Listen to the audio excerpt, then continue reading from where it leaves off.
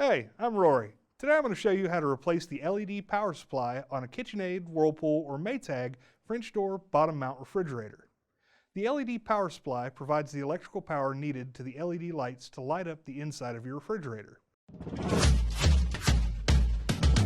With over 2 million products in stock and the know-how to help you do it yourself, we are AppliancePartsPros.com.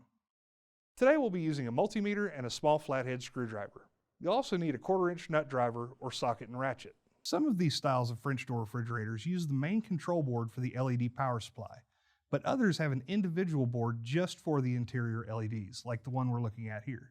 If your unit uses the main control as its LED power supply and none of the LEDs are working, but all other functions are good, then the main control will need to be replaced. But if your unit is like this one, then you'll need to access and test the LED power supply board. First, you'll need to disconnect the unit from power and remove the control cover on the back of the unit. To do this, you'll need to use a 1/4-inch socket with a ratchet or a 1/4-inch nut driver to take off the control lid. On models that have a separate LED board, the board you'll be looking for is always the one at the bottom in the control enclosure. Again, these units can differ from model to model. Some will use boards that are receiving incoming DC voltage, while others, like this one, will be getting AC voltage.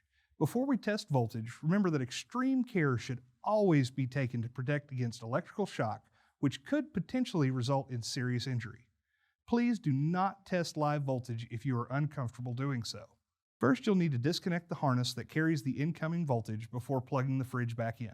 Then find the board using the incoming DC voltage. They'll have a 4-pin 3-wire connection, usually blue, yellow, and black wires.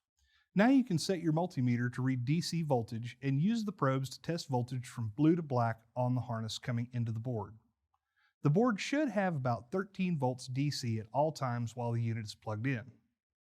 If your LED board uses AC voltage, look for a 2-pin 2-wire connector, usually with yellow and white wires. You'll need to open at least one of the doors after the unit has been reconnected to power. While testing from yellow to white on the harness coming to this board, we should be getting around 120 volts AC on these wires. In either case, regardless of whether this power supply is DC or AC voltage, if you have incoming power and all other functions seem to be working, but none of the LEDs inside of the unit are working, then the LED power supply will need to be replaced. Now go ahead and unplug the unit.